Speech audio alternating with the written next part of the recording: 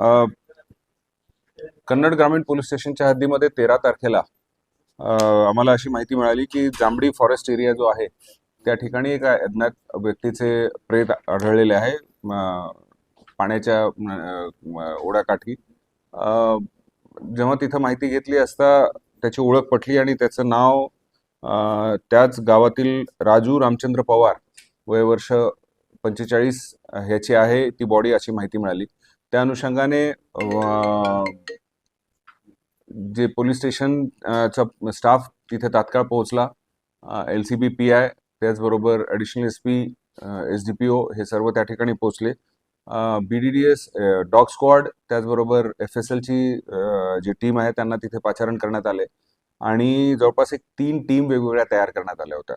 जवळपास 8 दिवस नॉनस्टॉप तपास कंटिन्यूस चालू होता. या गुन्ह्यामध्ये सगळ्यात मोठा चॅलेंज हा होता की ती जी घटनास्थळ होते ते फॉरेस्ट एरिया होता, जंगल एरिया होता. त्यामुळे तिथे कुठलाही साक्षीदार किंवा कसलेही CCTV कॅमेराज किंवा इतर डिजिटल एव्हिडन्सेसचा कसलाही तिथं आम्हाला मदत होत नव्हती.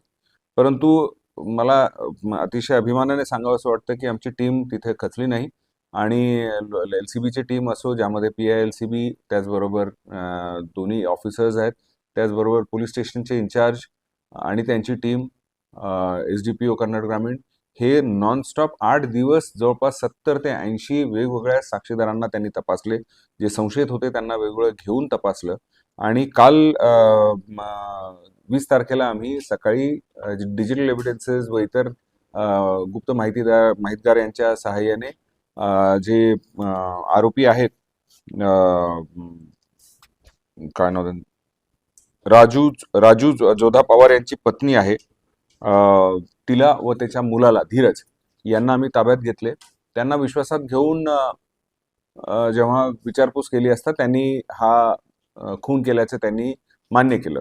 यामध्ये खुनाचा कारण बेसिकली जो मयत व्यक्ती आहे हा जी पवारची पत्नी आहे वंदना, तिला तो सारखा अनैतिक संबंधासाठी तिला जोर जबरदस्ती करायचा आणि जे तिला नको होते म्हणून तिने तिच्या मुलाची संगनमत करून 13 तारखेला ह्या मयत व्यक्तीला घटनास्थळाच्या ठिकाणी जांभडी फॉरेस्ट एरियामध्ये बोलवलं आणि तिथं ते दुष्कृत्य करत असतानाचा प्रयत्न करत असताना तिचा मुलगा तिथे आला आणि त्यांनी दोघांनी मिळून त्याचा खून केलेला आहे.